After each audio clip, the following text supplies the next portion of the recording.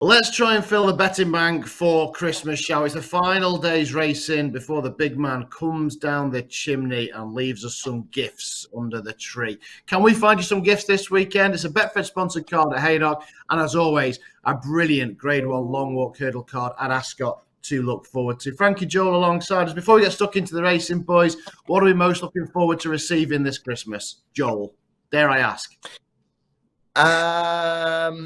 No, you better not ask. Do you know what? I can't even think of anything funny to say. I'm done. I'm done for this year. I'm checked out. I'm just waiting for Boxing Day now.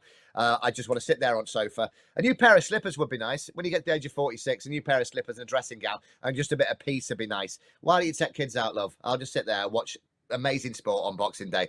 Outside the festival is my favourite day of the year. So anything just to keep me happy.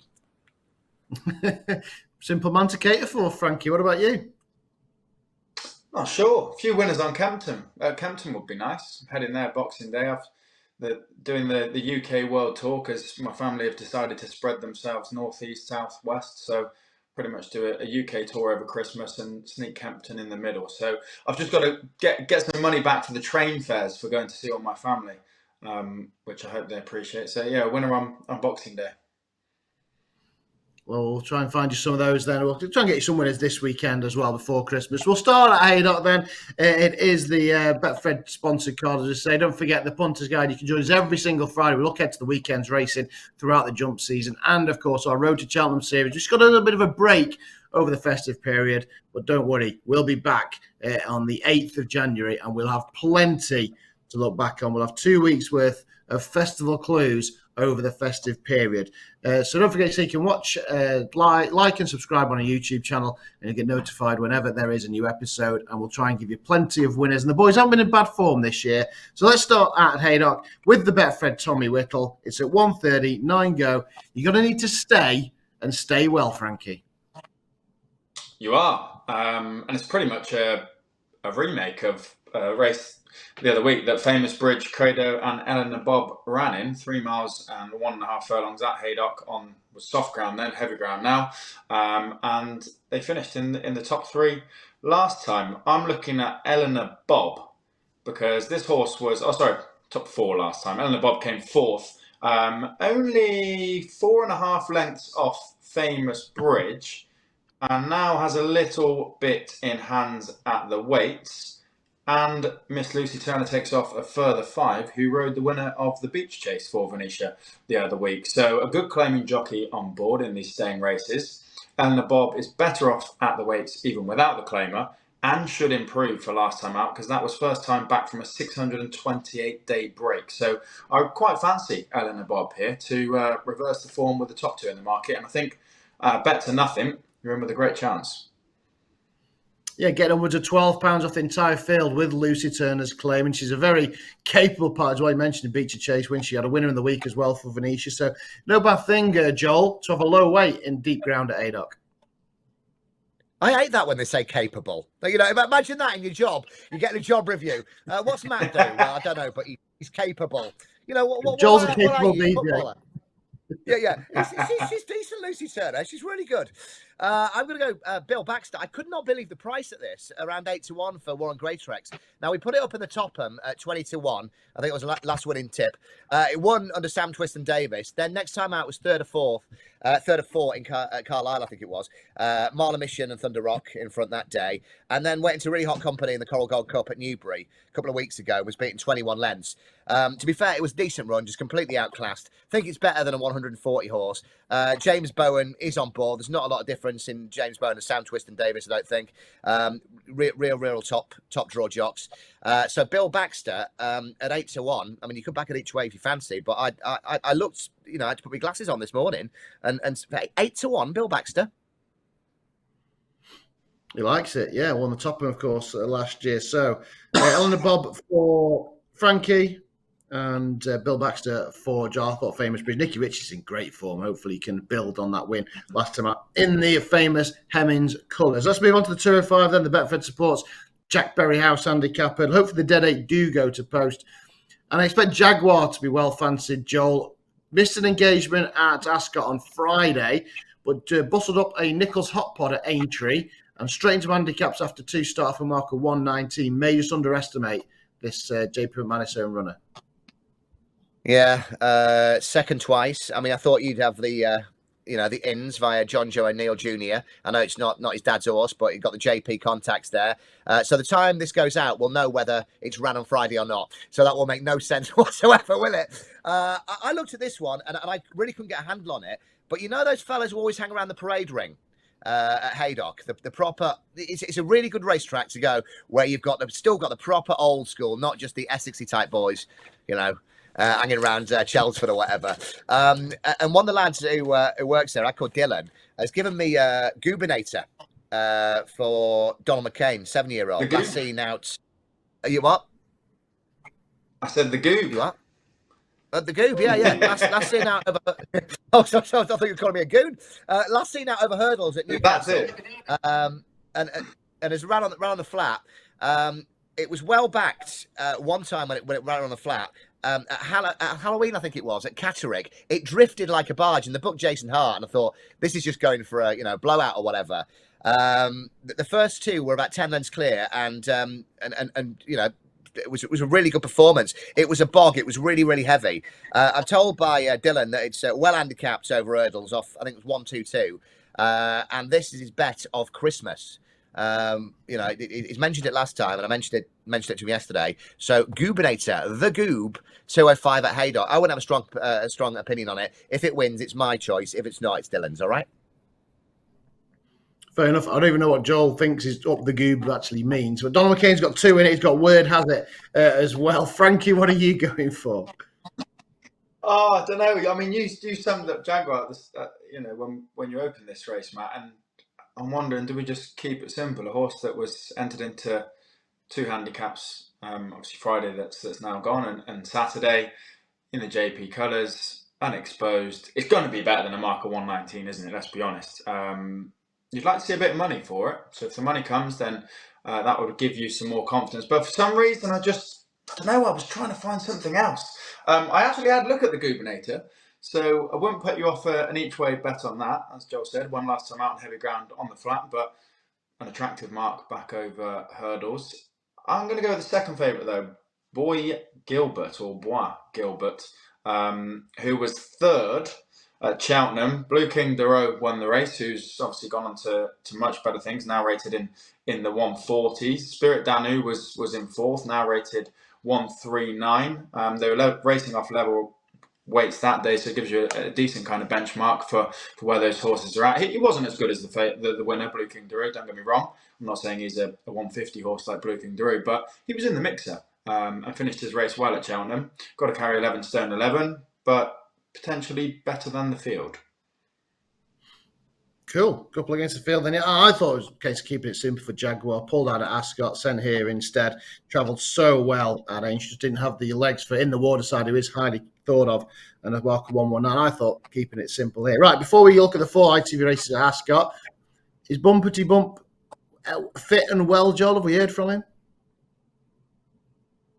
Yeah, he's back. I texted you the one last night. He was getting all jiggy over some breeding. What I texted you last night, didn't I? Sycamore Gap at Newcastle Saturday. Is that right?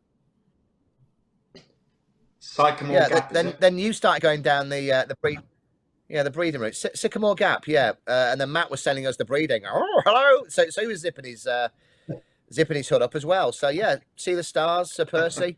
The flukiest Derby winner of all time. Yeah, very much so. Yeah, still hurts now. Sycamore Gap. Then we believe Bumpety Bumpy's back. He's been absent for 3 weeks, but he is back, and it's a big field. Looks a tough race as well. So interesting. Keep an eye on Sycamore Gap 325 at Newcastle. Well, let's look at Ascot then. We have got 4 races to look forward to. The 150 is the first on ITV. It's a 2-mile, 3-furlong handicap chase. I think the graduation chase was due to be on ITV, but with only 3 runners, they've switched it. 7 go to post here. I expect Triple Trade to go off favourite. Captain Matan has got good form at the course, 4th here last time out 7 weeks ago for Paul Nicholls and Harry Cobden. Frank, I'll start with you on this one. Yes, I was kind of using Boot Hill as your marker for this race, because Triple Time, Captain Matan and Black Jerry have all raced behind Boot Hill. They've all got some intertwining form with each other. And I'm going to side with Captain Matan. Finished 6 lengths behind Boot Hill last time out, whereas Triple Time was only 3 lengths behind Boot Hill and looked closer matched on that evidence, giving similar weight away as well. But Captain Matan, that was first time out this season and over 2 miles. If you look at how he progressed last year, didn't actually start the season that strongly, got better as the season went on and got better for going further, putting some decent performances in March over 2 miles 4. So I think having that run and going back up in trip, Captain Matan should show most improvement, and the man of the season, Harry Cobden, is on board. So Captain Matan looks like might actually be shifting into favourite for me. Yeah, I agree. I like Captain Matan. I agree with that. I'm not sure Harry Cobden, man of the season. I think Sean Bowe might have something to say about that. But Joel, is it enough fun for Captain Matan? No, it's not. I mean, this is one of those races where you first of all look at it, and if you're with either a gamble or something with a load of duck eggs or peas next to it, I tend to not play against them. And Chambleu isn't here, a Chambleu from the Skeltons, 3 pulled up. Why is this horse only 5 or 6 to 1? Can anybody answer me that question? Because I cannot get my head around this. I really fancy triple trade in this race. I'll tell you why. But why is Chambleu only 5 or 6 to 1 or something? Does somebody know something that I don't? Probably those P's and U's you meant. Yeah, if he's back to, no, seriously, if he's back to his best, don't forget he would have won a Charlie Hall if he hadn't have fallen. He was a Grade 1 horse, born on Grade 1. He's dropped to an interesting mark. Cheap pieces are on for the first time. So people are clutching the straws thinking if they sharp him up, he is the best horse in the race. He's just not shown it for a while. So I think that'd be the case. I mean, he does run in the Langer Dan Silks. Yeah. So P, just let me get this right for any first timers. P is pulled up, not pulled, yeah? P is definitely pulled up. Yeah. I'm going for the ultra consistent triple trade, so I'm going against you. Put up last twice, won at Cheltenham, beating Calico. Stayed on well that day. Quick turnaround at Ascot on 25th of November. The horse that Frankie said about Boot Hill ran, who's on the upgrade. That horse won that day. I think it was just too quick. Like I say, too quick turnaround. And triple trade is one of those horses that you're back to once you've won on it. We lost last time, and I think it's time to get your money back. But yeah, I'm looking out for Chambleu for the Skeltons, because in those Langer Dan colours, as you say, anything could happen. But I didn't think it was this time of year. No, keep it watching brief on that one. Right, the Grade 1 on the card, then the pre-Christmas big one is the Long Walker. A fascinating race. We've got the likes of West Balboa and Crambo, the up-and-comers, if you like, the Young Brigade, against the already proven likes of Dash or Drasher, Paisley Park, and your 2021 hero, Champ, of course. Paisley Park won this last year when it was at Kempton. It's back at Ascot in its rightful home. And it's a fantastic renewal. And if anything, Joel, this 3-mile hurdling division is wide open. Yeah, it's wide open. It's not very promising, is it? Look, I'm going Champ here. I'd put Champ up for the Gold Cup, for the darts at Christmas, the 5 furlong at Dundalk. I thought, as everybody did, that Champ, named after Sir A.P. McCoy, was going to be the next coming. Look, it's 11 now, goes well fresh, been off for 250 odd days. Last night I watched the RSA from 2020, and you look at that, you look at the result of that. Manila Indo won by length. That's going to win the cross country at Cheltenham. Allaho, just 2 lengths behind, favourite for the King George. And going back to that long walk on Boxing Day, where rerouted at Kempton, I thought, and put your fingers in your ears, Matt, because I know you are the biggest fan of John Joe O'Neill, and I don't like to knock him. He was given that horse was given a shocker that day. It looked like the money was down on some old handicapper of John Joe's, and Richie McClernand had got on it. It was given a too aggressive ride that day. So I don't know how long we'll see Champ around for. And I think there's one big one, one last big one in him. And I'm going for Champ at around 4 to 1, 9 to 2, something like that. Well fresh. He did give him a peach in this race in 2021, though, just to confirm when he won him. And And he's been back at Ascot. He loves it at Ascot. He's best fresh. I agree. I think Champ, it could be one big final day in the sun for him. He's rising 12, of course, but he's always been highly thought of as a star. Of course, he's named after this man. No, this one on this side over this shoulder. Yeah, he's named after Franklin Duncan. No, he's named after Tony McCoy, of course. So yeah, both of us are with Champ. Frankie, where's your money going? Could be with Champ.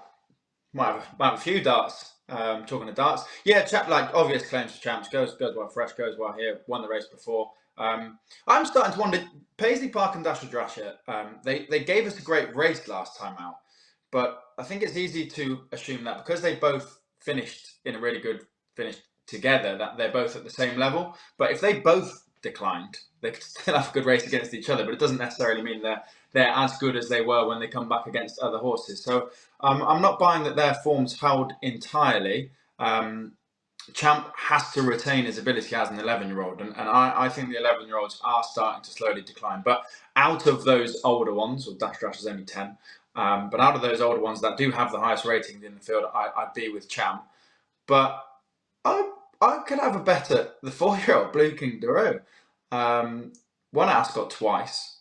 Massive step up in trip from 2 miles 3, I think, last time out. But travels really, really nicely. Ran all the way to the line.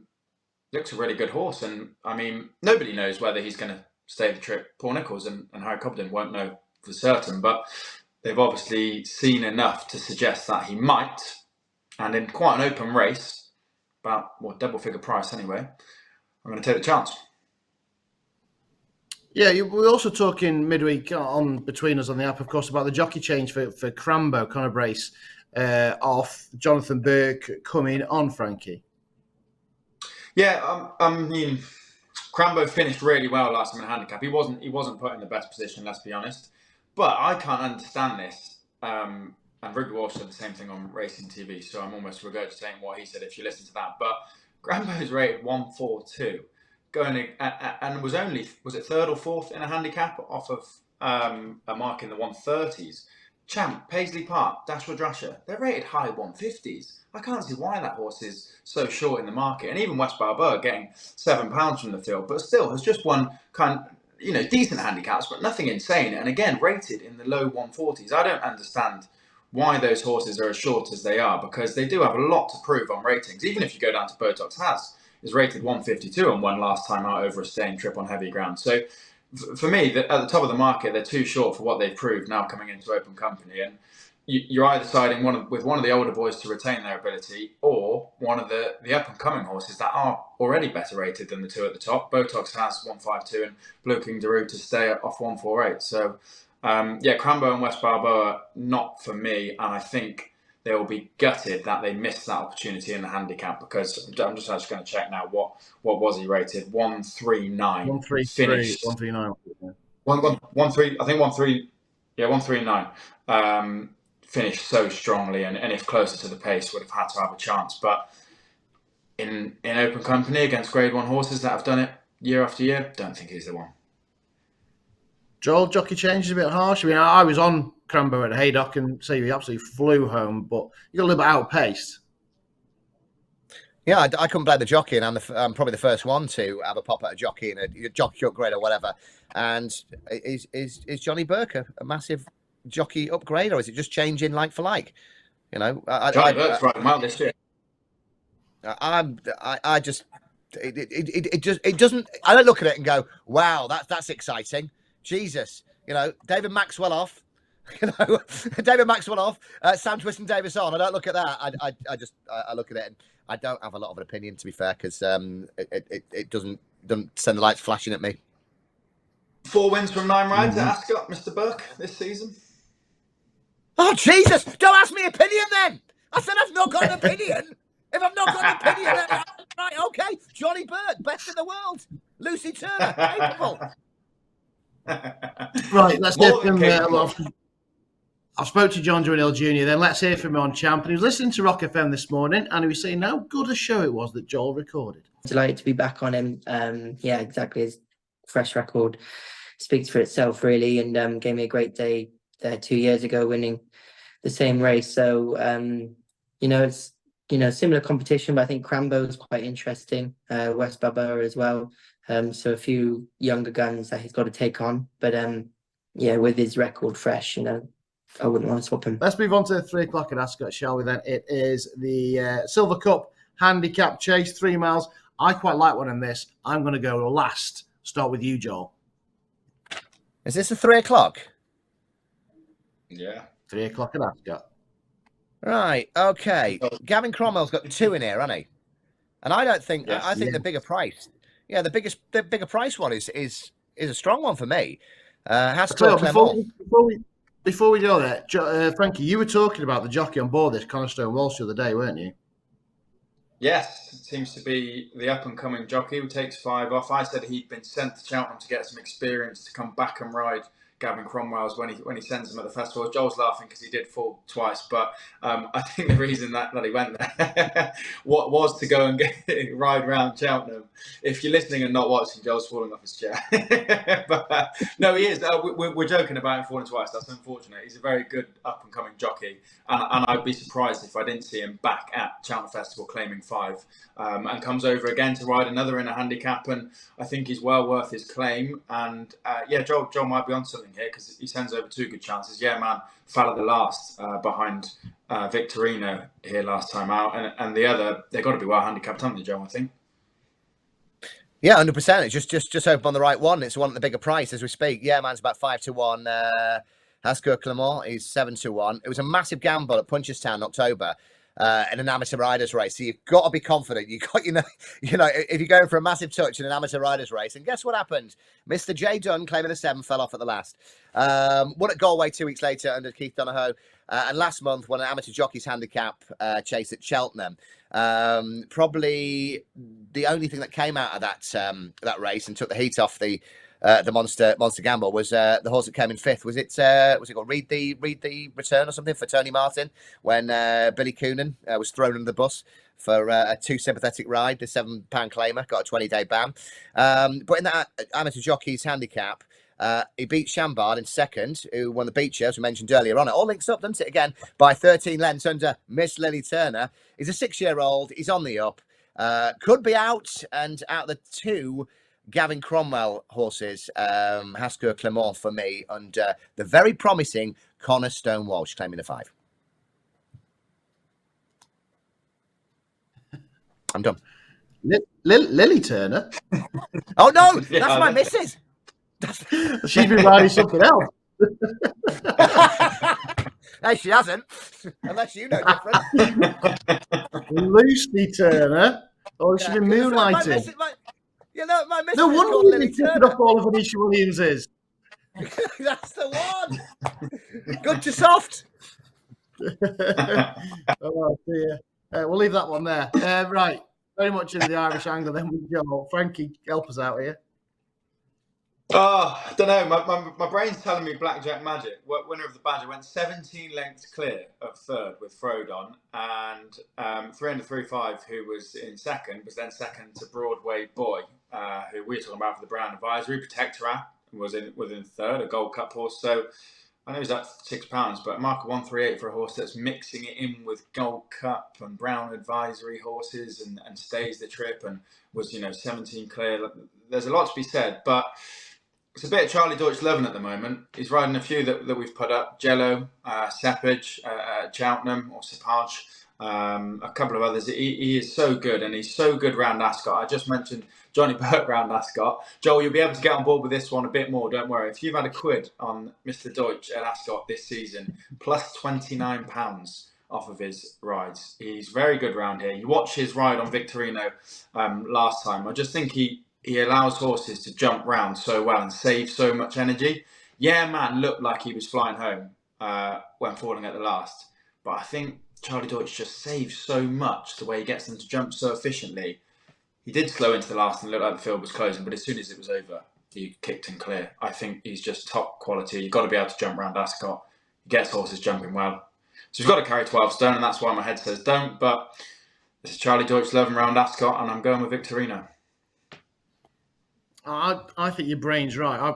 I know it's favourite. I'm a big fan of Blackjack Magic. Luckily I did back him in the Badger Beard, but that form, as you say, with the second 300-3-5, Tidy the Broadway, Bob Protectorat, Frodon in third. The fourth, certainly Red has finished third in the London National. And I think a £7 rise is quite lenient as well. He's due to go up another £1 up to 140, I think it'll be after this. Nancy Honeyball has just hit a bit of form this week. He will stay really well. He's going right-handed as well, and I think he's a bet in the 3 o'clock. Well, weren't we saying,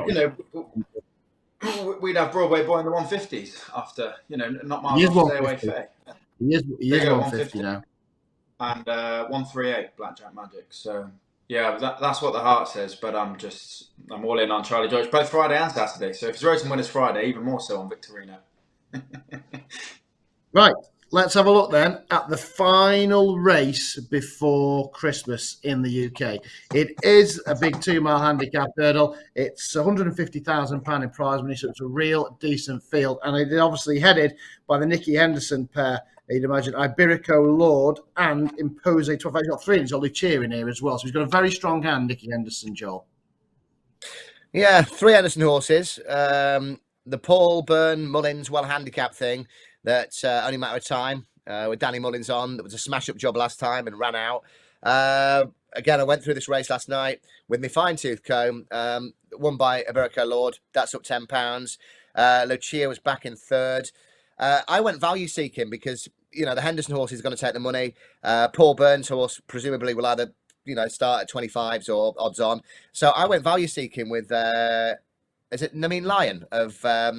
Kerry Lee's and Arpats. I think Tom Lee, Kerry's sister's given us this horse a few times. It's won 3 times and good to soft. Now, we always think about Kerry Lee when it's really, really dirty ground. That's when she comes out to play. This horse travels brilliantly, smoothly. It was 5th in the Greatwood. It was beaten 9 lengths. It smashed the last 2, so you could give excuses for that. But does travel brilliantly. And I think while everybody's looking at the Paul Byrne horse, whatever happens to that, and the 3 Henderson horses, I'm thinking that the value play will be me and Lion to send our Pats off to Amsterdam for Christmas.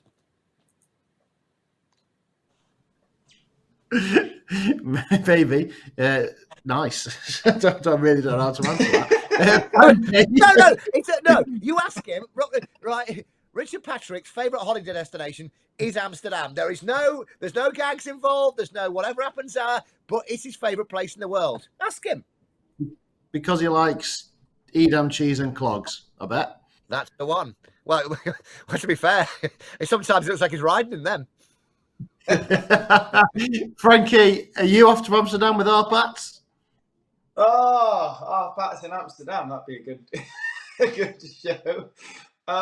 No, but I can see Joel's angle. He clattered the last 2 in the Greatwood and finished 5th. The Greatwood form's working out well, actually. The 4th and 6th and 9th finishers. 9th was last because everything else was pulled up or fell. They're the only ones to run since, and the 4th and 6th won, and the 9th have come second. So you would be led to believe that there was plenty in there that were well handicapped, and Iberico Lord has obviously been penalised for winning. I think still has a decent chance, and Nico will ride. Probably JP has some sway in that as well, although there's 2 from JP. But Nico chose Iberico Lord to some degree. Altabelli in here, who I'm gutted, got beat actually by Joel's selection, Knickerbocker Glory, and maybe is unlucky now coming into a bit of a hotter race, and I think of a slightly higher mark, so he might have missed his chance. I'm going to go with Only a Matter of Time. Ran out the last twice, not just at Cheltenham. Ran out the last twice. So you're basically backing this horse to stay in. It's like Shishkin's junior.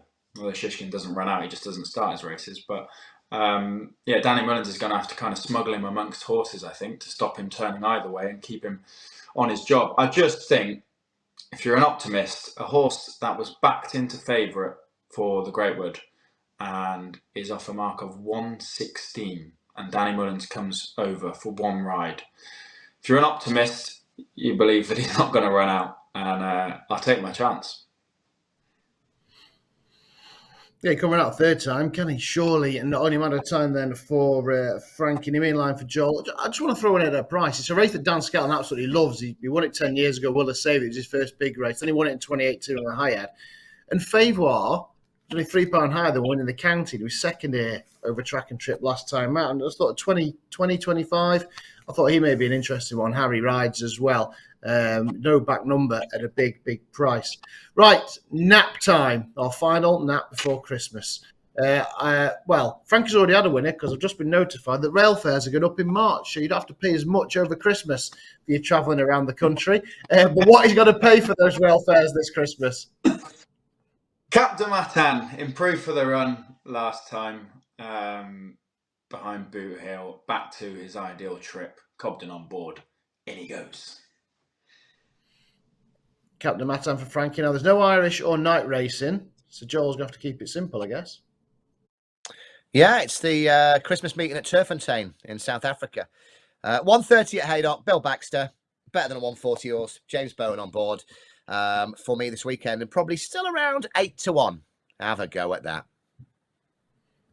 Yeah, all in the competitive races. I'm going to stick with Blackjack Magic as well. Take with him in the budget, and I still think he's well treated for Honeyball and Rex Dingle. Right, boys, and to all listeners, it's time to wish you a very Merry Christmas and, of course, a Happy New Year. All the best for the festivities. Hopefully, we've pointed in the direction of some winners. Hopefully, you've enjoyed the first half of the season on the Punters Guide of the Road to Cheltenham. After Christmas, it really is going to crank up a notch as we build up to the Cheltenham Festival. Road to Cheltenham, 8th of January. We'll review everything over the Christmas period. Make sure you join us there, whether it's here on YouTube or listening to us on Spotify. But all the very best for a very Merry Christmas.